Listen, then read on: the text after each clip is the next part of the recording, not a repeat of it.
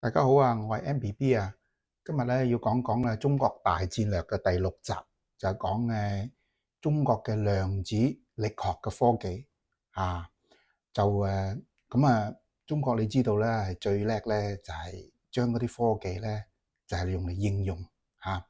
咁咧呢個科技咧就由中國一個科學家叫潘建偉潘建偉。咁咧佢咧就喺奧地利嗰度學咗啲咁嘅量子力學翻嚟咧，咁佢咧就係幫中國咧又點應用喺軍事同埋咧就係經濟個領域啊。首先我講講軍事先啦。咁軍事量子力學咧，佢有一個現象咧就係話叫做quantum entanglement，即係話咧佢用啲方法去生產兩個粒子出嚟，一對粒子啊，或者一對嗰啲光子叫 photon 啊。咁佢哋兩個咧係零一嗰個狀態嘅，但係咧當你量度咗一個其中係零咧，另外嗰個就馬上顯示係一嘅。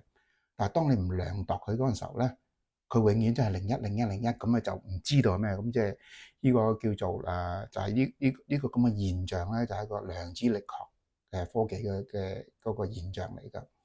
咁你點睇佢咧？譬如你每一粒光子咧，佢有一個旋轉咁啊，產生個電磁場啊。咁佢可以係南同北，咁佢係南因為北，咁啊一對咁樣嘅。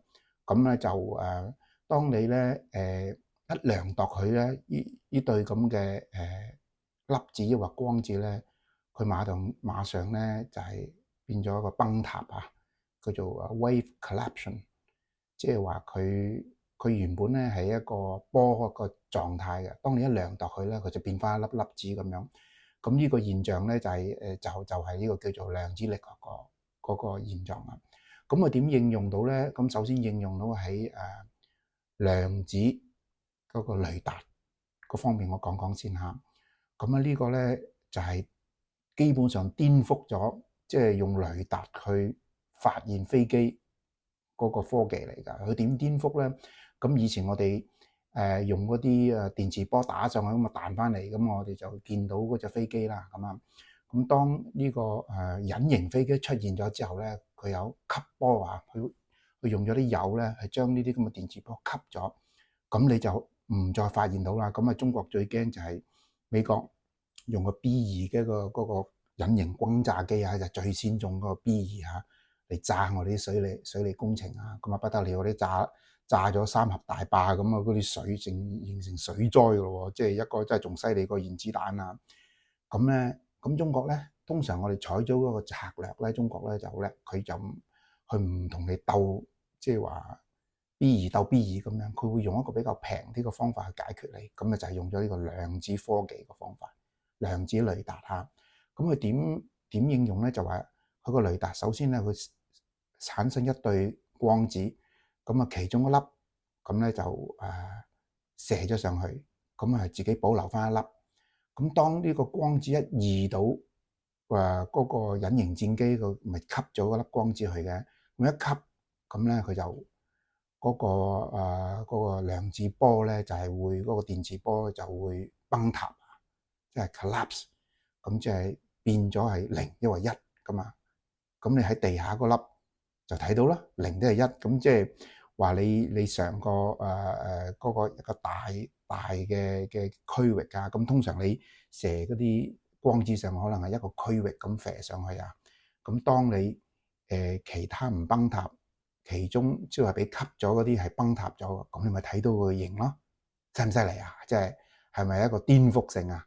即係佢唔係靠彈翻嚟嘅電磁波，佢就靠睇嗰啲佢手頭上有邊啲光子係崩塌咗，或者粒子啊係崩塌咗嘅，去睇個形狀啊。即係一個好，我用一個好簡單嘅一個比較明理啲嘅一個普通人都能夠明白嘅方法解釋俾你聽啊。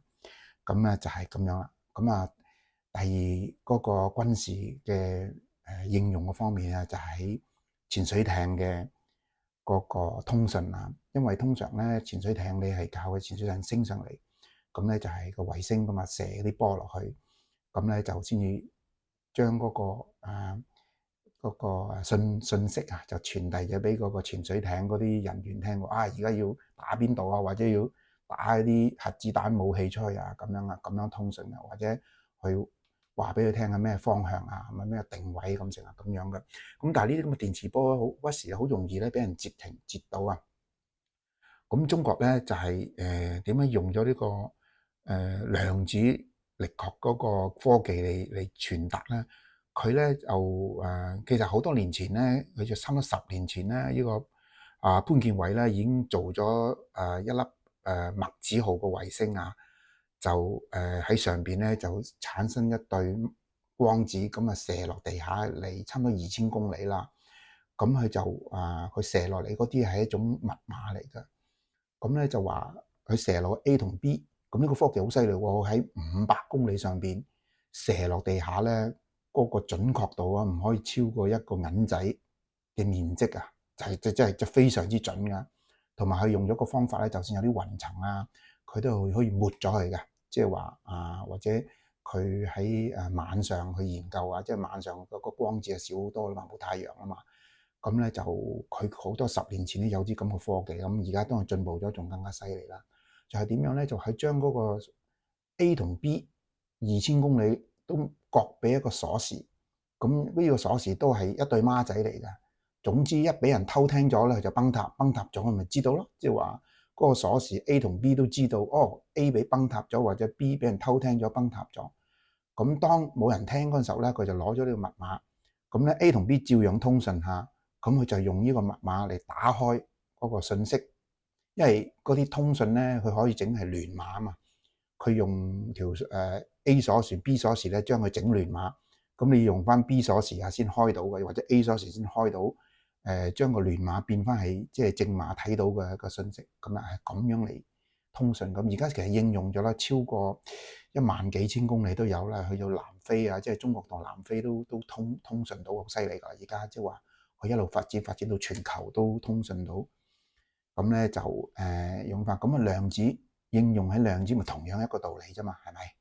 咁即係話我將啲信息傳遞俾個潛水艇，咁個潛水艇要攞咗呢個量子嘅一個孖生嘅其中一個條鎖匙去打開呢啲咁嘅信息嚟睇，咁咧就可以即係用一個量子通訊啊，叫做嚇。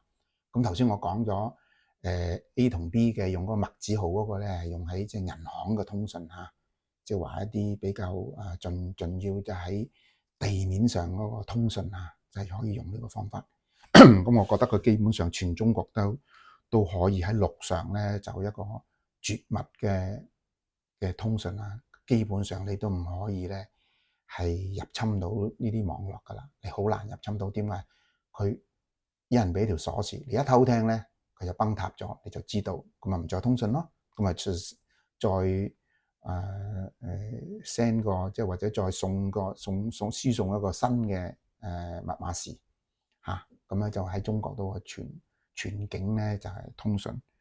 咁咧就呢樣科技咧，其實咧佢呢個潘建偉咧就喺奧地利嗰度學到嘅。咁佢跟咗一個諾貝爾獎嘅科學家叫 Anton Zeilinger 嚇。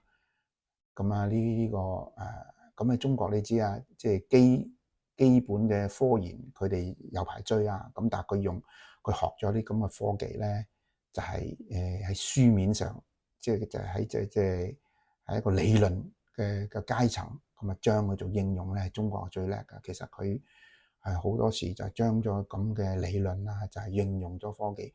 咁因為中國咧用一個戰略就係咁啊嘛，所謂叫做大戰略，就係用一個好平嘅方法去打敗你一個好貴嘅一個武器，一個 B2幾錢啊？20億美金啊！你整一個咁嘅量子雷達有幾錢啊？咁我可以打敗你啊！咁啊，你諗下，美國仲敢入中國嘅境內啊？一入嚟，我要你有嚟冇得回，係咪啊？而家仲出咗啲飛機咧，直頭可以咧係超音速咁啊嚟追你啊！咁啊 B2 行嘅音速啫嘛，最多係咁我用超音速，你入咗嚟轟炸咗我，你都走唔甩，我咧就追到嚟打你落嚟，咁變咗係咪一個殺手鐧啊？嚇！所以咧就呢啲咁嘅量子雷達咧就破咗，絕對破咗呢啲咁嘅隱形戰機嗰個轟炸機啊，嗰個科技啊，係咪啊？所以而家你見到美國佬都好似都唔乜再開發啦，都知道 F-22嗰條生產線都冇咗啦，啊，知道呢啲咁嘅科技都俾中國破壞咗啦，咁啊保留在嚟做咩咧？啊，好啦，咁就呢集講住咁多先啦。